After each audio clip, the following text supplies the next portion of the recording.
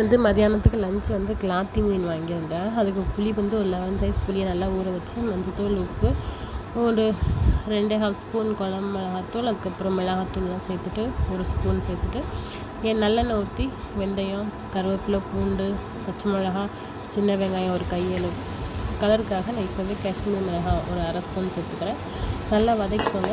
நல்லா வதங்கினதுக்கப்புறம் தக்காளி சேர்த்துக்கோங்க. தக்காளி சேர்த்து நல்லா வதங்கணும். உப்பு வேணால் சேர்த்துக்கலாம். சேர்த்துட்டு நல்லா மீடியம் ஃப்ளேமில் வச்சு நல்லா வதங்கினதுக்கப்புறம் நான் கரைச்சி வச்சுருக்க புளி அதில் சேர்த்துக்கிறேன்.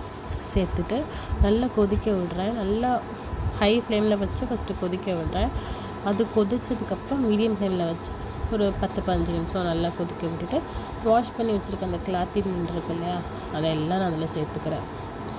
ஒவ்வொரு மீனாக சேர்த்துட்டு வறுக்கிறதுக்கு நான் கொஞ்சம் தனியாக எடுத்து வச்சுட்டு குழம்புக்கு வந்து மிச்சம் மீனை சேர்த்துட்டேன். மண்டை, வாலி, கொஞ்சம் துண்டு இதெல்லாம் சேர்த்துட்டு நல்லா ஒரு 1/2 மணி நேரம் 3/4 மணி நேரம் நல்லா கொதிக்க விட்டுட்டு மல்லித்தலை தூவி இறக்கிற வேண்டியதான்.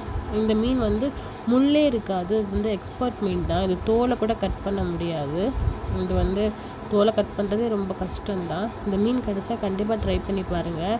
சூப்பராக இருக்கும். நடுவில் ஒரே ஒரு முள் தான் இருக்கும், வேறு முள்ளே இருக்காது.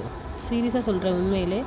அதுக்கப்புறம் அப்பளம், மீன் சோத்து வத்தலும், அதுக்கப்புறம் அந்த சீனி வெங்காய வத்தலும் போட்டிருந்தேன். அதை வந்து பொரிச்சு வச்சுக்கிட்டோம். இதுதான் என்னுடைய லஞ்சு. ரொம்ப சிம்பிள், ரொம்ப டேஸ்டானது தான். பிடிச்சிருந்தால் லைக் பண்ணுங்கள், சப்ஸ்கிரைப் பண்ணுங்கள். பாய் பாய் பாய்.